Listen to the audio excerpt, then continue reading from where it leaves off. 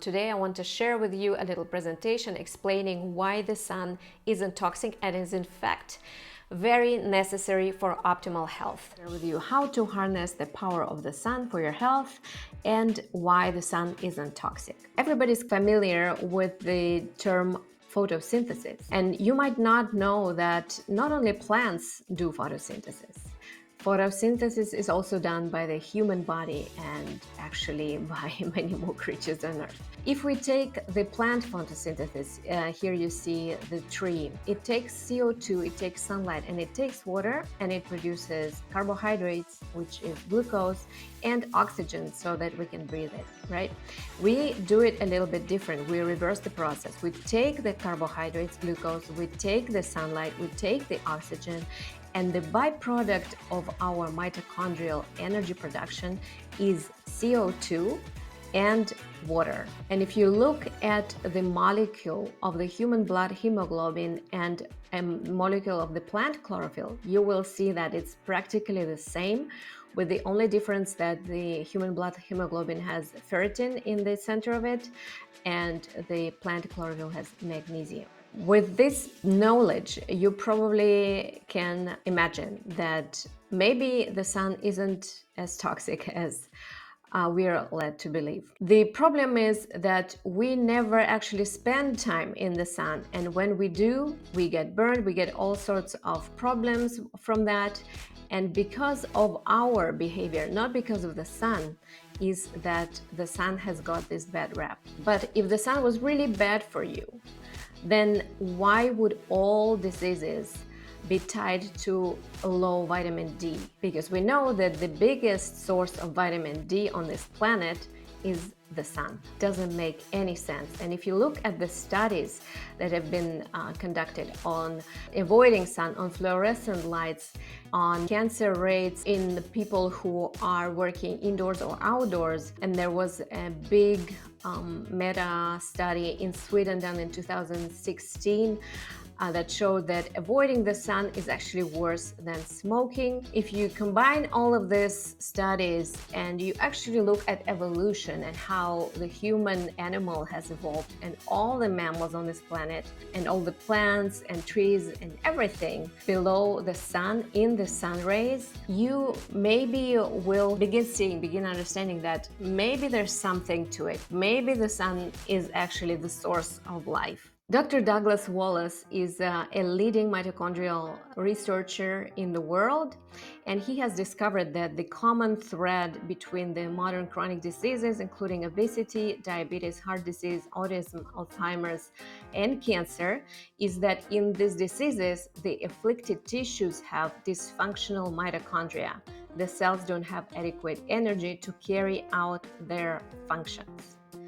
So let's get back to what mitochondria are. This is the root of energy production in the cell. There are thousands of mitochondria in each cell of your body, except for red blood cells, but all the rest have thousands of mitochondria, and the most dense organs are the heart and your brain. So no wonder when the energy production in those most mitochondria dense organs goes down, we get two most prolific diseases in our world today: degenerative disease and heart disease. It makes sense. I want to share with you a little bit about mitochondria because their origin and their function is super fascinating, because they have bacterial origins. They are really little bacteria that were standalone bacteria, and they were very good at extracting oxygen from the atmosphere when the atmosphere on planet Earth was poor in oxygen. And they at some point got invited into a cell, and the cell profited from this advantage of having an element that works so good at capturing oxygen. The mitochondria would also benefit from the cell, because the cell would provide the mitochondria with a very good protection with the membrane. This is a symbiotic relationship, and we have this bacteria inside of us still, and they're working for us. This symbiotic relationship continues. They used to sense signals from the environment when they were outside, when they were standalone bacteria, and so they are sensors. They are environmental sensors, not not only powerhouses of the cell. And of course, they produce ATP, which is just a currency of energy, infrared light, and water. Mitochondria are also responsible for autophagy and apoptosis, so they are basically recycling or eliminating damaged cells, like cancerous cells, for example, from the body.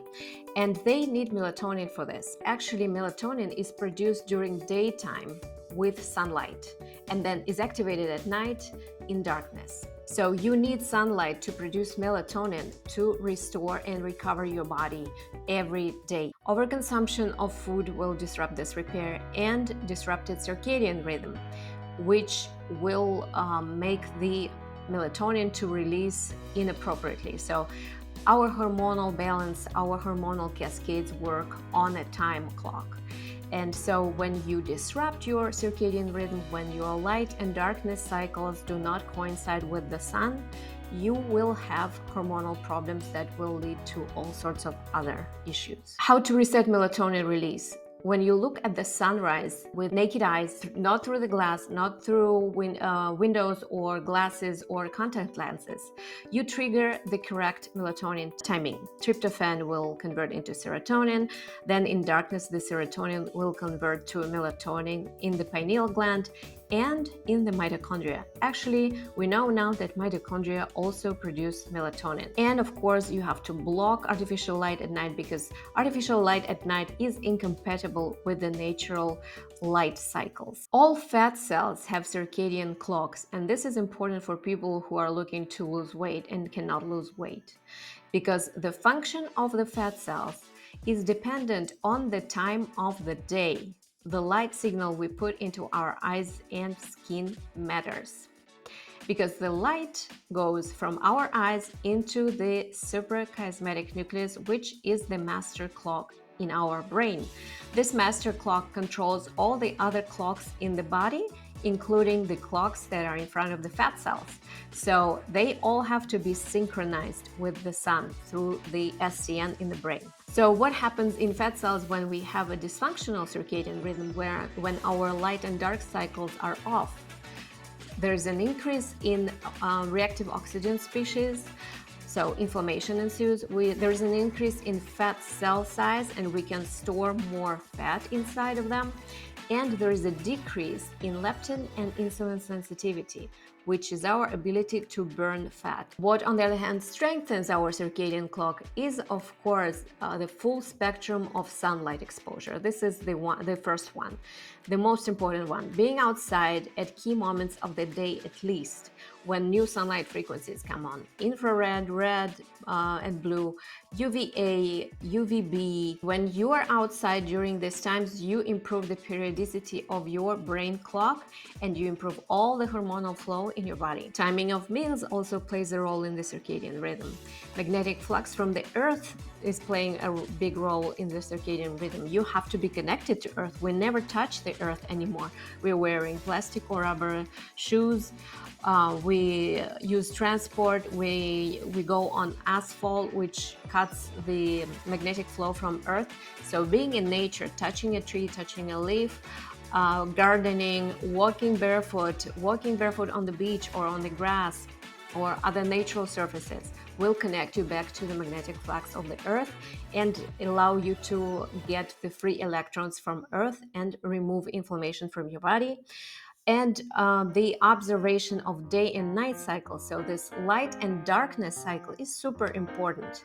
Winding down with the sun and waking up with the sunrise, and blocking artificial light, especially at night. Let's talk a little bit about how energy is made inside mitochondria. Because inside mitochondria there is an electron transport chain, which is a fascinating little engine that makes energy for us. It produces energy in the form of ATP and metabolic water, which is deuterium depleted water that stores energy charge for us, and which is actually our life's battery. So the more of this kind of water you have, the better you are. This electron transport chain is so important that if you know that when a person takes cyanide, it kills them within a few seconds, it happens because it blocks cytochrome number 4 on this chain, And that's why a person dies, because a person without energy is a cadaver. Now, I've mentioned leptin before in this presentation, but if you want to learn a little bit more about how the sun affects your leptin and insulin resistance, because you cannot lose fat, you would be well advised to know that leptin is a hormone secreted by our fat cells, and that signals the brain as to what the energy status of the 20 trillion cells of the body is. So leptin goes into the brain at midnight, around midnight, to tell the brain how much fat you have on your body, so that the brain can decide what needs to be burned off, or maybe you need to hoard fat. When this circadian rhythm light signal gets chaotic, gets disrupted, we screw up our leptin. Leptin cannot be released from the subcutaneous fat into the blood. The brain doesn't get the leptin, so it has no clue what the energy balance is. And so this leptin hormone is like an accountant. It's like a car fuel gauge. When your car fuel gauge is off, you will either underfuel or overfuel. You don't know how much fuel you have in the car. So the same happens with leptin resistance. When you're leptin resistant, leptin cannot communicate exactly correctly to the brain, because brain is resistant to leptin, and so the brain doesn't know what the energy status is, and that's a big problem. How is the insulin resistance connected to the sun? Incorrect nutrition tied to being out of sync with seasonal local produce will create a dissonance. It will create inflammation in the body, which will convert it into insulin resistance, leptin resistance. This is your light connection, because all food is produced with light and is connected to the strength of the sun, the solar yield in different seasons. So that's why you have to eat seasonally and locally, and hopefully organically too. Insulin resistance is a direct consequence of leptin resistance, because leptin resistance ensues first. We have blue light detectors in our eyes, in our skin, in our brain, called melanopsin. And when we overexpose it to artificial light, leptin and melatonin will get also screwed up. As you remember, melatonin is the master antioxidant that repairs our body at night, eliminates cancer from the body when it works correctly. And our cellular cleanup and regeneration slows down when our circadian rhythm is off. Let's talk about how the sun affects the human body, because all these different frequencies of the sun affect the body in different ways. For example, the infrared and red light frequencies, they will expand your cellular water, which is the structured water that expels pathogens and actually very detoxifying, and also is your life's battery. So the bigger that exclusion zone in your water, the net negative charge is, the bigger battery you have, so the more energy you can store. The body stores light in that battery. This is your electric charge. What about ultraviolet light? Does it have a role? Of course it does. Apart from the ultraviolet B, which produces vitamin D in the skin, and also reduces cholesterol, because upon heating the skin, cholesterol is converted to vitamin D. UVA and UVB also reduce hypertension. They reduce your blood pressure. They make nitric oxide released in your blood vessels so that they dilate, because UVA and UVB do not reach very far into the skin. So what happens is our body is made in this wonderful way where nitric oxide makes capillaries dilate and then brings the blood to the surface of the skin, so that the blood can be irradiated by this UV light and be able to shuttle this light around the body. I love this graph so much because it shows you how we simply cannot mimic the natural sunlight with our artificial light. The different frequencies of light that we're exposed to indoors are completely different to sunlight. So light is not the same inside and outside. You have to be outside to get all these healing different frequencies that interact with our body. Here are some practical tips for you. You can screenshot this. You can also join my blue light detox challenge, which lasts for 7 days, during which you will get daily emails about how to block blue light and improve your photoreceptors in an easy step-by-step instruction. You can sign up through the link below. I hope this was very helpful to you. Good luck with everything.